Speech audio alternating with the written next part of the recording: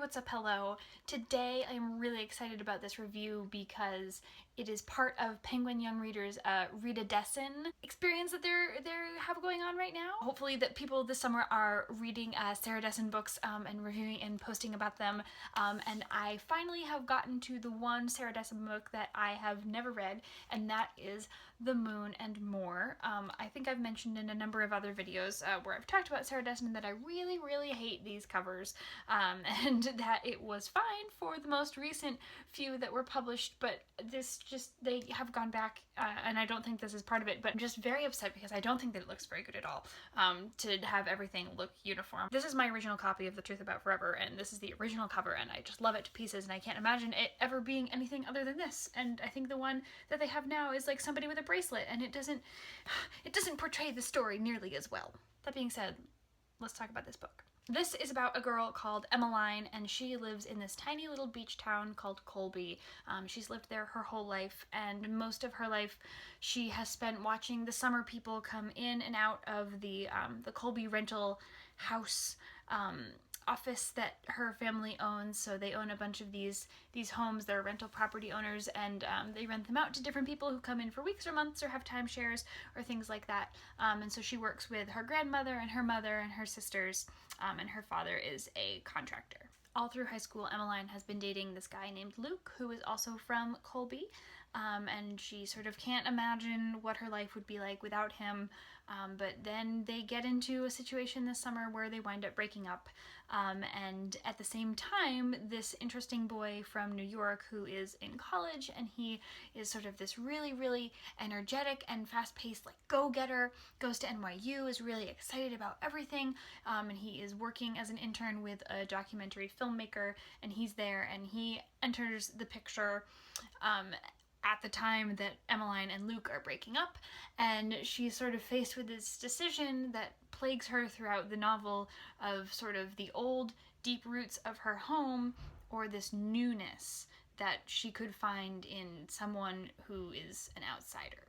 And this is really a big theme throughout the book, because we discover that Emmeline's mother had her when she was a teenager, and Emmeline's father is someone who was a vacationer, and never really came back to Colby, never really checked on Emmeline, never really connected with her mother ever again. So she's making this important distinction all throughout the novel between her dad, who is the person that her mother wound up marrying, and her father, which is her biological father. And so the crux of the book is, what is she going to do about going to college, and what does she want out of life, and how much does she want to push herself to leave this tiny town and leave everything that she has known and move forward out into the world while still retaining the roots that she holds so deeply. And her real biological father is coming back into her life and continues to help push her along the path to answering that question, as well as the rest of the story that takes place with this film that's being made. So the reason that Theo, the filmmaker, the filmmaking intern, and the filmmaker that he's working for are there is because they're making this movie about a local personality and trying to get him to reconnect with his roots, which are very deep into the town of Colby, as well as also in New York. This is one of the longer Sarah Dessen books. This one's about 450 pages, and I think that it could have been a little bit shorter. I always do admire the self-reflection that all of these characters that she writes, these main characters, take the time to flesh out on the page. But this one felt like there was just a little too much of that going on. It felt like the conflict that Emmeline was feeling in her quest to figure out what she wanted to do about college and what she wanted to make of her own life was too exemplified by the choices that she was trying to make in her love life. And it caused her a lot of unnecessary strife around the same idea in two different fields, which is obviously the point of the novel, but she just was so consumed by that in the back of her mind that it led her to make a lot of really interesting choices, which I might add, she definitely had the freedom to make, and a lot of the people in her life gave her a lot of grief for making her own independent choices, which I did not appreciate. I also wound up just not liking a lot of characters in this book. Emmeline was fine. I didn't really connect with her at all. Theo drove me crazy because I know so many people who are so similar to him, and he just drove me me nuts. And her mother really sort of seemed to try to be her rock, but had so much conflict going on in her own head that she wasn't always the best judge of a situation. Her two sisters I didn't really love, nor did I understand, but her father, her biological father, frustrated me to absolutely no end. Just was not the kind of responsive individual that you would want him to be.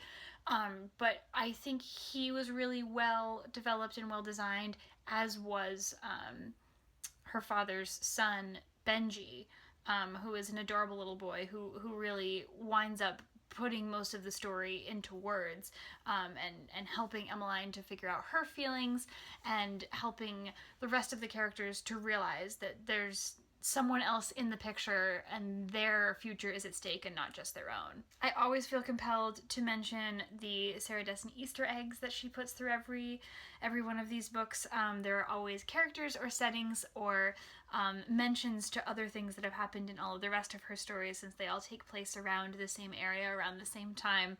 And I was absolutely over the moon to find out that Wes and Bert from The Truth About Forever got a mention in this book. I thought that was an excellent touch. Definitely helped me get through the rest of this book based on the excitement from that alone. There isn't much to be said about Sarah Dessen's writing that hasn't already been said. I think it's a simple yet accurate portrayal of the way that people think and talk. I'm always surprised when she tosses some curses in there, because you never know in which books her characters are going to feel inclined to do so. So it's always a nice surprise. And frankly, in this one, the main character, Emmeline, had a lot of really good moments of witticism, which I definitely appreciated. I would definitely recommend this book to anyone who is a fan of the summer romance, for sure. I think a lot of the other characters that she has written don't necessarily take place in the summer, and they don't, the relationships that she cultivates in her other books don't feel like they have like an expiration or an end date, and this one definitely did, since it took place over the course of one summer. And I think the books that she writes that have that plot line I don't connect with quite as much, unless it's The Truth About Forever, which for some reason just is the standout book in my mind. And I would encourage anyone that does like a book like that has sort of that cutoff and sense of finality that the plot is going to make you feel, I would encourage you to pick this one up. So 3 out of 5 stars to The Moon and More. I'm looking forward to finishing What Happened to Goodbye, which I thought I hadn't read, but turns out that I have, because I got about 40 pages into it and realized that this sounds really familiar. So I'm looking forward to finishing that the second time. And then also it's time for my annual rereading of The Truth About Forever, of course. If you've read this book and have any specific thoughts on it, please let me know in the comments below. I would love to chat about it. I hope you're all having lovely weeks and lovely lives. Thanks so much for watching, and we'll see you very soon.